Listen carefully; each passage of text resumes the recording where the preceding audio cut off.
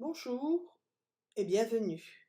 Voici la lecture du texte qui se nomme Tracer sa route, écrit le 14 décembre 2022.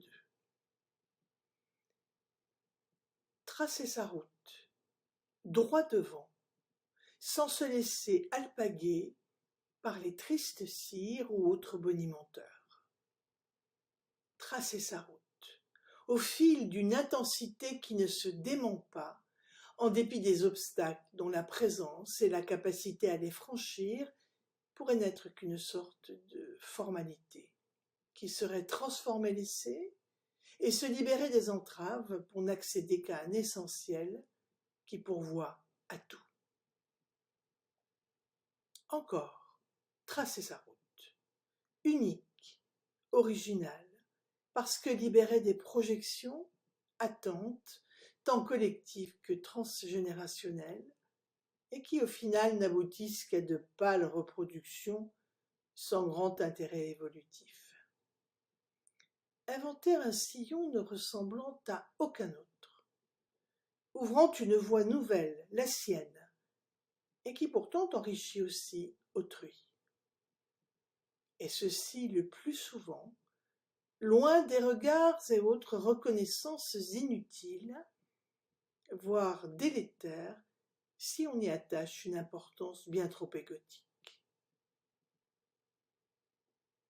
L'humain se meurt de conformité. L'humain se meurt de plagiat. L'humain se meurt parce qu'il ne crée pas, n'innove pas, n'invente pas le monde nouveau qui pourtant piaffe d'impatience et le secoue de l'intérieur afin qu'il s'éveille. Chaque grain de sable que chacun nous sommes est un plus, qui devrait s'ajouter aux autres dans un apport essentiel d'une information supplémentaire, totalement inédite, et fusant tout droit d'un espace intérieur où l'être, ouvert au plan, prend à cœur la mise en œuvre du dessein. Chaque colibri que chacun nous sommes a pour mission de permettre l'émergence de la beauté qui rêve en lui, de manière que la pierre, si petite soit-elle, participe à l'élaboration de l'édifice, de la demeure dans laquelle la lumière ravivera les couleurs de la source. Les corps, véhicules de manifestation, sont le temple de l'esprit.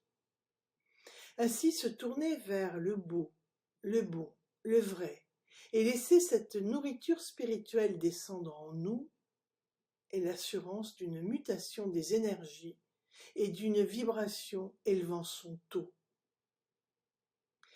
Cela ne va pas sans remue-ménage, évidemment. Cela ne va pas sans abandon des anciennes formes, bien sûr. Cela ne va pas non plus sans accueil de l'imprévisible, lui qui aide tant à changer de cap pour le plus juste. S'incarner vraiment, en sortant des faux ancrages installés par peur de manquer.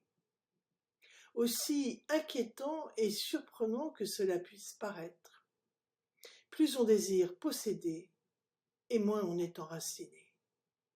L'enracinement est vraiment ce qu'il est supposé être lorsque le dépouillement des avoirs est passé par là. En effet, vouloir avoir, c'est se rassurer et penser qu'ainsi on a le contrôle sur l'avenir. C'est pourtant la vie une qui veille à l'abondance, et cela n'a aucune commune mesure avec l'accumulation du matériel ou du spirituel d'ailleurs lorsqu'il est vécu comme un avoir. Et c'est en cette abondance-là qui est ce qui est utile au moment où j'en ai besoin, et cela s'apparente analogiquement aux aborigènes ou autres peuples premiers qui ne chassaient que pour se nourrir et encore en manifestant une immense gratitude envers la terre et le vivant sous toutes ses formes. C'est donc dans cette abondance-là, qui laisse au final suffisamment d'espace pour l'imprévu sacré, que jaillit la fulgurance de l'innovation, créant de nouveaux espaces de vie, comme autant de terreaux fertiles où faire croître l'immensité de l'être. Alors oui, tracer sa route, porté par l'expérience des étapes franchies, qui toutes, si l'on est dans l'attention d'un cœur vaillant, toutes en effet témoignent d'un axe solide, dont le sens et l'orientation juste mènent droit aux portes d'un absolu, dont chacun caresse le rêve conscient ou pas, dans la texture même d'une chair dont la lumière qui l'habite ne cherche qu'à briller, en soi, vers les autres.